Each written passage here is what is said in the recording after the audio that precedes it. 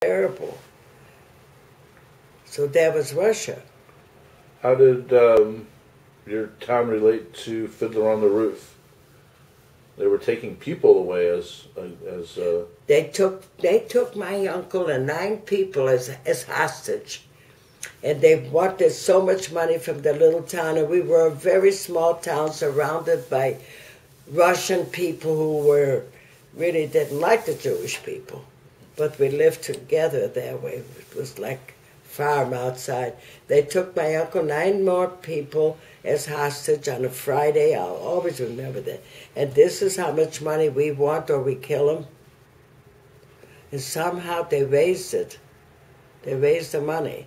And I saw my uncle coming back, and I remember a soldier looked at my uncle's boots. He had beautiful boots. He took them off, my uncle, tried them on. They didn't fit. Gave him a throw. He came into our house. It was Friday. He wanted to eat and he took all the bread. My mother said to him, "We have little babies." He says, "I'm a baby too." They took everything we'd made. And Friday, the Sabbath, Jewish people in Russia didn't go cook again. So you had to get out? We left town on a horse and wagon at night into Poland. When you were Warsaw, Poland. And there we had applied for, we missed our passports by leaving. We had applied for more passports, so we were about 6 or 8 months in Warsaw, Poland. You were what, 4, 5? No, I was already 8 or 9, but then we left from there. I was already 9. Past 9, close to 10. Mm-hmm. And then I was 10 when I came here in the summer. In July, we came here and I was 10. And so you rode steerage on the boat all the way across the Atlantic. Yeah. Landed in Ellis I remember Island. my mother was so seasick. Couldn't eat and touch. And it didn't bother me one iota or my brother. Did you see the Statue of Liberty? Yeah, we did. It was so exciting. It was so exciting. You're coming in? Yeah. Wow, because then what? You knew you were there. They quarantined you for a while there to make sure you're well enough. No germ, nothing getting in. And that's where our name, my maiden name was Kornfeld, Kornfeld. But when my father came, when he told them Cornfield, they spelled it Cornfield, Cornfield, and that's the way it stayed. That was my father came. So when we came, we were Cornfields on the passport, but here we were Cornfield. Your name's changed a couple of times. You get married, it changes. You come to the States, it changes. Yeah.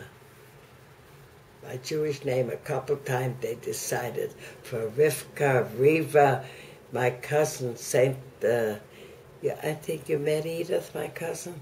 The one and only cousin from St. Louis.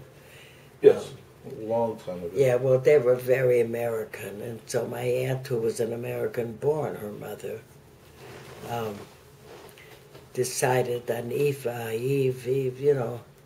it was everything. It was Rebecca, it was Riva, it was Rivka.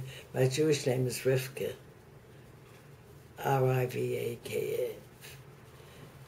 Rivaka. V-A-K.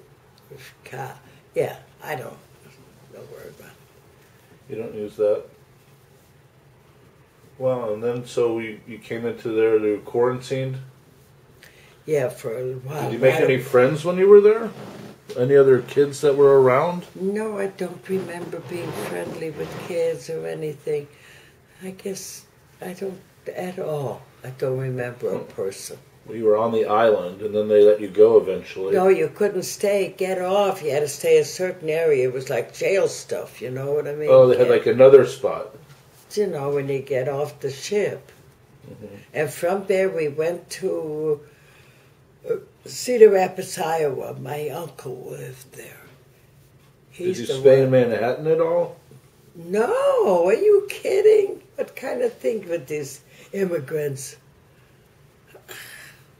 wouldn't even dream. They wouldn't even dream. They wouldn't let you go. You had to go where you were going because you had documents. You was there. They put you on trains to where you were going. You couldn't speak. You were immigrants. Today it's different. Then it was different. So you went to Iowa. We went to Cedar Rapids, Iowa. We spent a week with my uncle, who was a very well-known man in Iowa because he was well-to-do and he had his railroads were built through his junkyards. He was when he was head of the bank, you can imagine. If a Jew was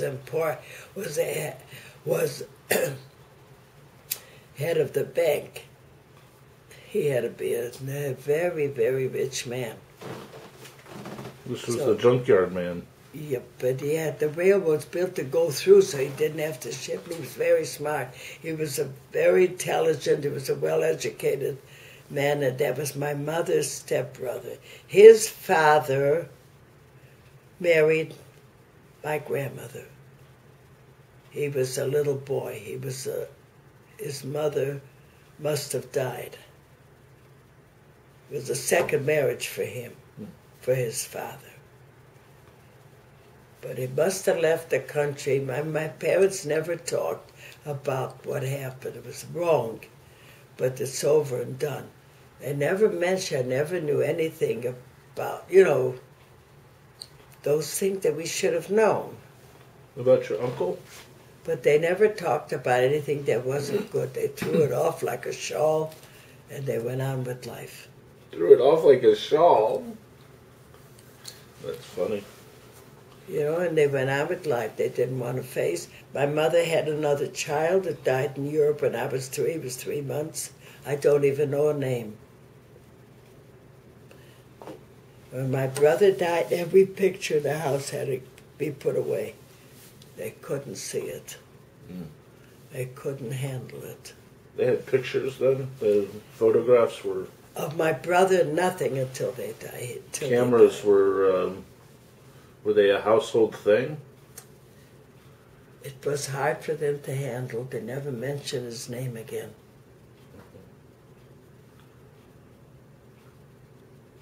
Everybody handles death different.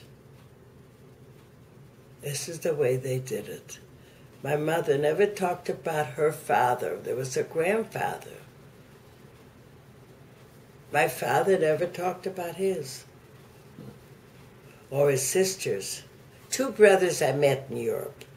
They came to see us. They lived in another town. And I remember one was blonde. I always think of when I see Denise. And one looked like my father.